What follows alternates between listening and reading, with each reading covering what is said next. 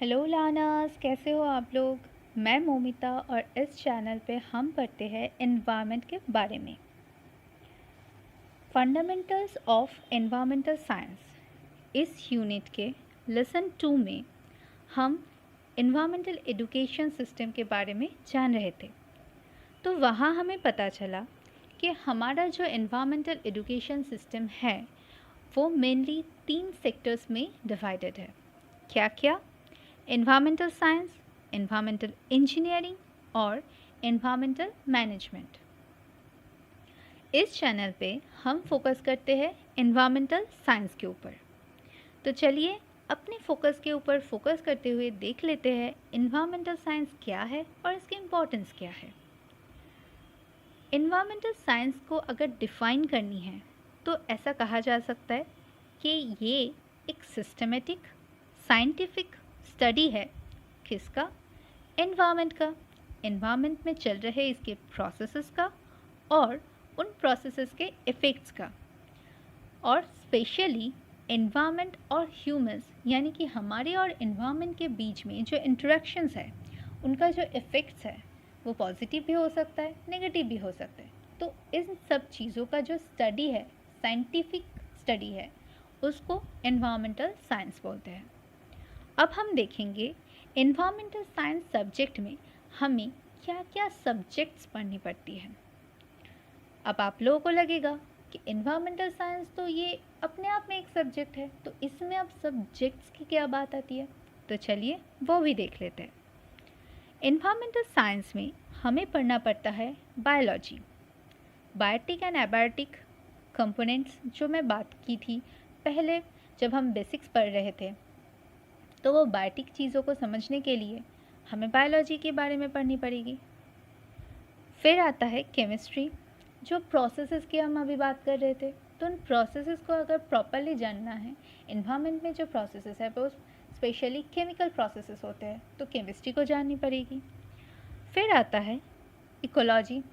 Ecology और environment तो inter related है बहुत ज़्यादा, तो इकोलॉजी तो 100% हमें अच्छे से जाननी पड़ेगी।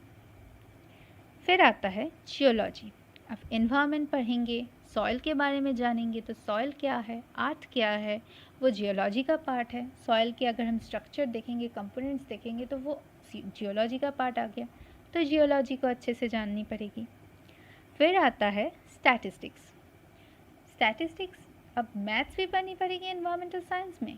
हाँ, स्टैटिस्टिक्स तो जाननी है। अगर स्टडी करते हैं, साइंटिफिक स्टडी करते हैं, तो आप लैब में कोई डेटा निकाल रहे हो तो उसका एक रिज़ल्ट तो आएगा, उसको इंटरप्रेट करनी पड़ेगी।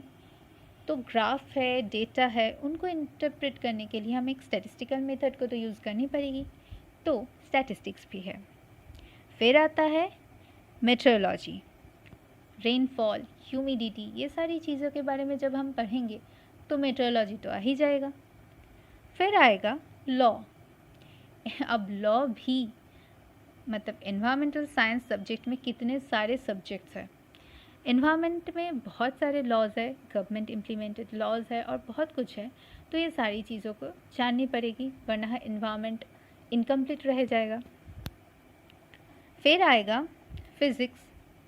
ऐसा नहीं कि हमें एनवायरमेंटल फ़िज़िक्स पढ़नी है, बट हम जब ये सारी चीज़ें पढ़ेंगे तो उसमें फ़िज़िक्स रिलेटेड होगा। जैसे जैसे हम आगे बढ़ेंगे हमें वो समझ में आ जाएगा कि फ़िज़िक्स कहाँ है एनवायरनमेंट में। तो इतने सारे सब्जेक्ट्स एक एनवायरमेंटल साइंस में, तो इसीलिए मैं बोल रही थी कि एनवायरमेंटल साइंस सब्जेक्ट में बहुत सारे सब्जेक्ट्स हैं। तो क्योंकि इतनी सारी चीज़ें हमें पढ़नी पड़ती है एनवायरमेंटल साइंस में, इस वजह से हम इसको मल्टीडिसिप्लिनरी और इंटरडिसिप्लिनरी इन नेचर कह सकते हैं। मल्टीडिसिप्लिनरी क्यों? क्योंकि इतने सारे सब्जेक्ट्स हैं, और इंटरडिसिप्लिनरी क्योंकि ये सारे सब्जेक्ट्स, ऐसा नहीं कि हमें अलग अलग चैप्टर में अलग अलग तरीके से ये सारी चीज़ें पढ़नी पड़ेगी कि हम बायोलॉजी पढ़ लिया फिर केमिस्ट्री पढ़ लिया, नहीं। हाँ, ये सारे सब्जेक्ट्स एक दूसरे के साथ इंटर रिलेटेड होंगे। हमें केमिस्ट्री पढ़ते पढ़ते बायोलॉजी पढ़नी पड़ेगी, हमें फ़िज़िक्स देखते देखते हम मेट्रोलॉजी भी देखेंगे, तो ये सारी चीज़ आएंगे। तो इस वजह से ये इंटरडिसिप्लिनरी है, सारे सब्जेक्ट्स एक दूसरे के साथ एनवायरमेंटल साइंस में रिलेटेड है। तो इतना सारा पढ़ाई करेंगे, थोड़ा सा टफ लग रहा है सुनने में, पर अगर आपको एनवायरनमेंट से प्यार है और एनवायरनमेंट अच्छा लगता है तो ट्रस्ट मी आप लोगों को ये इंटरेस्टिंग लगेगा।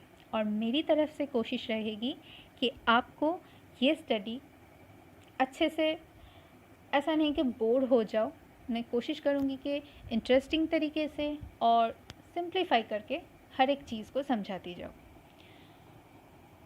अब देख लेते हैं इम्पोर्टेंस। अब बिना इम्पोर्टेंस की कुछ चीज़ हो सकती है क्या? इम्पॉर्टेंट होगी एनवायरमेंटल साइंस, तभी तो हम इतनी पढ़ाई करेंगे, इतनी मेहनत करेंगे। तो चलिए देख लेते हैं इम्पोर्टेंस क्या है हमारे एनवायरमेंटल साइंस का। हमारे एनवायरमेंट में बहुत जल्दी जल्दी कुछ ना कुछ चेंजेस होते रहते हैं। अब ऐसा नहीं कि हर चेंज नेगेटिवली ही होगा कि ये चेंज है तो ये ख़राब है, नहीं। एनवायरमेंटल साइंस में जो चेंजेस होते हैं वो पॉजिटिव भी हो सकते हैं, नेगेटिव भी हो सकते हैं। अगर पॉजिटिव है तो बहुत अच्छी बात है, पर अगर नेगेटिव हुआ तो हमें सॉल्यूशंस भी तो देखनी पड़ती है। तो अगर हमें नहीं पता होगा कि जो नेगेटिव इम्पैक्ट्स है, जो नेगेटिव चेंजेस है, उसको वो कैसे हुआ, उसको कैसे ठीक किया जा सकता है, तो आप सॉल्यूशंस, अगर हम इम्पैक्ट्स के बारे में नहीं पता होगा तो सॉल्यूशंस नहीं निकाल सकते। तो इस वजह से हमें उसके बारे में नॉलेज होनी चाहिए। तो इस वजह से एनवायरमेंटल साइंस हमें पढ़नी चाहिए। दूसरा, हमारे पास जो रिसोर्सेस है वो लिमिटेड है, ऐसा नहीं अनलिमिटेड है, जितना चाहे ख़त्म कर सकते हो। तो वो लिमिटेड रिसोर्स को, जो हम सस्टेनेबल डेवलपमेंट की बात कर रहे थे इससे पहले, तो देखा अगर हम कुछ भी पढ़ाई करें तो सब कुछ एक दूसरे के साथ रिलेटेड होगा। तो सस्टेनेबल डेवलपमेंट करना है तो हमें पता करनी होगी कि ये रिसोर्स कितना है एनवायरनमेंट में और इसको हम किस तरह से यूज़ कर सकते हैं, कितना बचाना है, कितना यूज़ करना है। और हमें ऑल्टरनेटिव सोर्स भी देखनी है कि हाँ ठीक है ये कम है तो हमें कुछ ऑल्टरनेटिव तरीके से एनर्जी को, जैसे हम एनर्जी हो गया, विंड एनर्जी, सोलर एनर्जी, तो ये ऑल्टरनेटिव रिसोर्सेज के बारे में भी हमें जाननी है।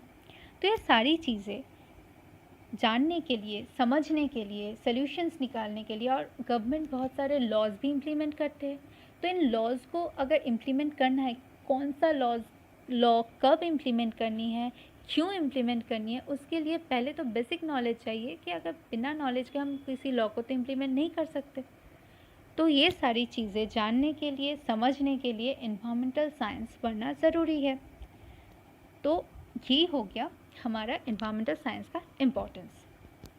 तो अब इसमें हम एनवायरमेंटल साइंस क्या है, इसमें हमें क्या पढ़ना पड़ेगा और इसकी इम्पोर्टेंस क्या है, ये जान गए। नेक्स्ट हम इसके बारे में डिटेल में पढ़ना स्टार्ट कर देंगे। तो चलिए आज के लिए इतना ही